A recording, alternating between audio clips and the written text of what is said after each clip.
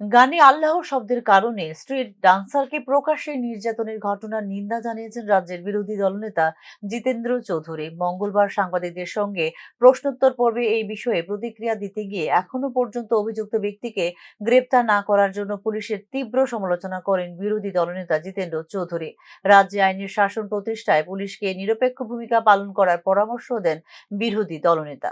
এই সমস্ত ঘটনায় পুলিশকে জিজ্ঞেস করা হলে তারা বলে না, কেউ তো এফআইআর করেনি।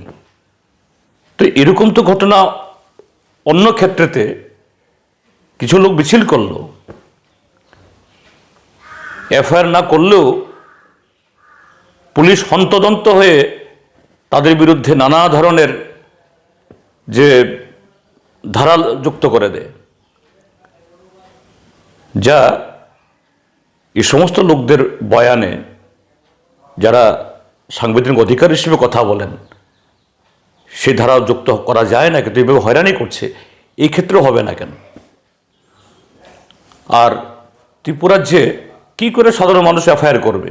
এফআইআর করতে গেলেই তো এই লোকগুলো আবার বাড়িঘর হামলা করবে। গতকাল এরকম একটা ঘটনা ঘটেছে কমলপুরে।